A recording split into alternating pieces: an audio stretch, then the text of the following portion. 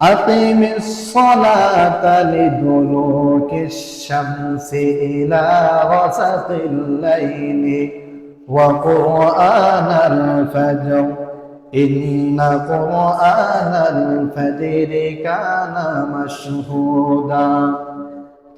আল্লাহ রাব্বুল আলামিন বিশ্ব নবীকে লক্ষ্য করে বলেন, ওগো আমার হাবিব, আপনি দ্বিপ্রহরে যখন সূর্য হেরে যায় তখন থেকে আপনি নামাজ পড়া শুরু করেন রাত পর্যন্ত, অন্ধকার রাত পর্যন্ত। তাফসীরে ইবনে কাসিরের মধ্যে লেখে, দ্বিপ্রহরে সূর্য হেরে যাওয়ার পর থেকে অন্ধকার রাত পর্যন্ত 4 ওয়াক্ত নামাজ, জোহরের নামাজ, আসরের নামাজ, মাগরিবের নামাজ, এশারের নামাজ, এই 4 ওয়াক্ত নামাজ। 4 ওয়াক্ত নামাজের নাম আল্লাহ রাব্বুল আলামিন নাই এক শব্দের মধ্যে ঢুকিয়ে দিয়েছেন, কিন্তু ফজরের নামাজের নাম মহান রব্বুল আলামিন সুন্দরভাবে নিয়েছেন, ওয়া কুরআনাল ফাজরি ইন্না কুরআনাল ফাজরি কানা মাশহুদা। নবী 4 ওয়াক্ত নামাজ আপনি পড়বেন, বিশেষ করে ফজরের নামাজ, বিশেষ করে ফজরের নামাজ খুব গুরুত্বের সাথে পড়বেন। ফজরের নামাজের নাম পবিত্র কোরআন এসেছে কোরআন আল ফাজরি, ফজরের কোরআন। ফজরের কোরআন, পবিত্র কোরআন এই ফজরের নামাজকে বলেছে। হাদিসের মধ্যে এসেছে।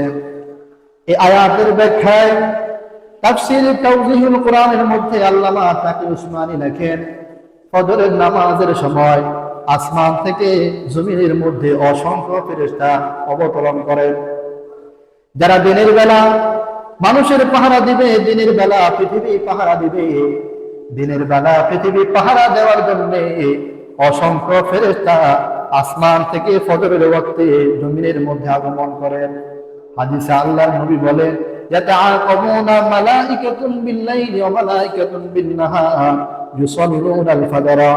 ওই সকাল বেলা ফজরের সময় যেই ফেরেশতারা জমিনের মধ্যে আগমন করে, তারা সমস্ত মানুষের সাথে ফজরের জামাতে শরীক হয়ে ফজরের নামাজ আদায় করে। সুবহানাল্লাহ। এই আয়াতের ব্যাখ্যায় আরেকটা এসেছে, ফজরের নামাজকে কোরআন ফজরুল কোরআন কেন বলা হয়েছে? কারণ ফজরের নামাজে লম্বা তেলাওয়াত করা হয়, লম্বা কিরাত করা হয়। ফজরের নামাজে লম্বা কিরাত পড়া এটি হচ্ছে সুন্নাত। বিশ্বনবী ফজরের নামাজে লম্বা তেলাওয়াত করতেন, লম্বা লম্বা সূরা পড়তেন। কখনো আল্লাহর নবী ফজরের নামাজে সূরা সফা তেলাওয়াত করতেন, পুরা সূরা, অল্প একটু না। কখনো আল্লাহর নবী ফজরের নামাজে সূরা তুর তেলাওয়াত করতেন। কখনো বিশ্বনবী ফজরের নামাজে সূরাতুর রুম তেলাওয়াত করতেন। কখনো আল্লাহর হাবিব ফজরের নামাজে সূরা সিজদা তেলাওয়াত করতেন। কখনো বিশ্বনবী ফজরের নামাজে সূরা দাহার তেলাওয়াত করতেন।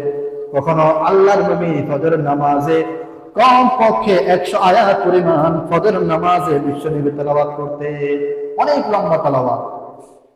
এই জন্য ফজরের নামাজের অনেক গুরুত্ব। হাদিসে আল্লাহর নবী বলেন, ইন্না আসফালা সালাতি সালাতিল মুনাফিকিন।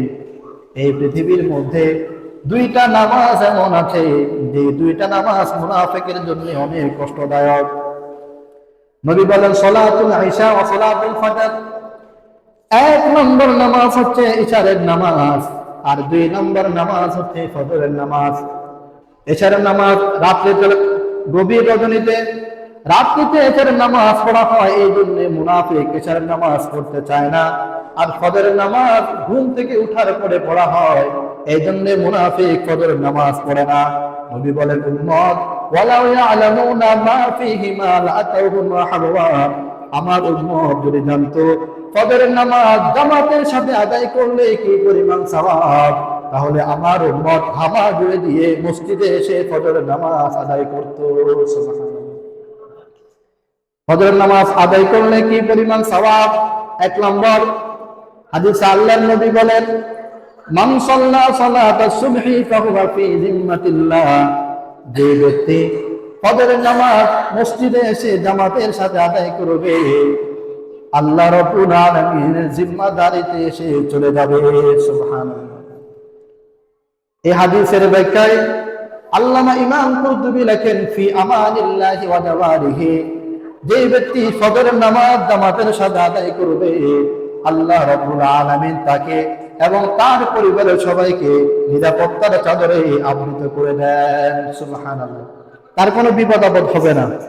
যে ফজর পড়ে তার নিজেরও বিপদ হবে না, তার পরিবারের কারো কোনো বিপদ হবে না যদি কেউ ফজরের নামাজ আদায় করে। 1 নম্বর। 2 নম্বর, বিশ্বনবী বলেন মান সাল্লাল ইশা ফি জামাআতিন ফাকান্নামা কামা নিসফাল লাইল, যে ব্যক্তি ইশার নামাজ জামাতের সাথে আদায় করবে আল্লাহর নবী বলেন অর্ধ রাতি দাঁড়িয়ে দাঁড়িয়ে নামাজ পড়লে যে সওয়াব, সেই সওয়াব মহান রব্বুল আলামিন তাকে দান করবে। আমান সাল্লা সুবহা ফি জামাআতিন, আর যে ব্যক্তি ফজরের নামাজ জামাতের সাথে আদায় করবে আল্লাহর নবী বলেন ফিল লাইলি কুল্লাহু, সারা রাত দাঁড়িয়ে দাঁড়িয়ে মহান রব্বুল আলামিনের ইবাদত করলে যে পরিমাণ সওয়াব, সেই পরিমাণ সওয়াব মহান রব্বুল আলামিন তার আমলনামার মধ্যে লিপিবদ্ধ করে দেন। সুবহানাল্লাহ। এই গেল 2 নম্বর। 3 নম্বর, বিশ্বনবী বলেন যদি কেউ ফজরের নামাজ জামাতের সাথে আদায় করে মান সাল্লাল বারদাইনি দাখালাল জান্নাহ, আল্লাহর নবী বলেন যদি কোনো ব্যক্তি 2 ঠান্ডার নামাজ, এশারের নামাজ আর ফজরের নামাজ জামাতের সাথে আদায় করবে সোজা বিনা হিসাবে সে জান্নাতে প্রবেশ করবে। সুবহানাল্লাহ। বিশ্বনবী আরো বলেন 4 নম্বর, রাকাতুল ফজর খায়রুম মিনাদ দুনিয়া ওয়া মা ফিহা, যদি কোনো ব্যক্তি ফজরের 2 রাকাত নামাজ সুন্দরভাবে জামাতের সাথে আদায় করে আল্লাহর নবী বলেন ফজরের 2 রাকাত নামাজ এই পৃথিবী এবং এই পৃথিবীর মধ্যে যা কিছু আছে তার চাইতে অনেক উত্তম। সুবহানাল্লাহ। এরপরে বিশ্বনবী বলেন লা ইয়ারিদান নার আহাদুন ক্বাবলা তুলুই শামসি, যদি কোনো ব্যক্তি ফজরের নামাজ জামাতের সাথে আদায় করে আল্লাহ নবী ঘোষণা দেন, আমি নবী মুহাম্মদুর রাসূলুল্লাহ ঘোষণা দিচ্ছি কখনো কখনো সে জাহান্নামে প্রবেশ করবে না। সুবহানাল্লাহ। বিশ্বনবী আরো জানায়া দেন যদি কেউ ফজরের নামাজ জামাতের সাথে আদায় করে বাশিরিল মাশাইনা বিজুলামি ইলাল মাসাজিদ, আল্লাহ নবী বলেন ফজরের অন্ধকারে আমার যে সমস্ত উম্মত হেঁটে হেঁটে ফজরের নামাজের মধ্যে শরীক হয়ে ফজরের নামাজ আদায় করবে কাল কিয়ামতের কঠিন ময়দানে বিন্নুরিত তাম্মি ইয়াউমাল কিয়ামাহ, কাল কিয়ামতের কঠিন ময়দানে মহান রব্বুল আলামিন তাকে অগণিত নূর দিয়ে ভরপুর করে দিবেন। সুবহানাল্লাহ। ফজরের নামাজ জামাতের সাথে আদায় করা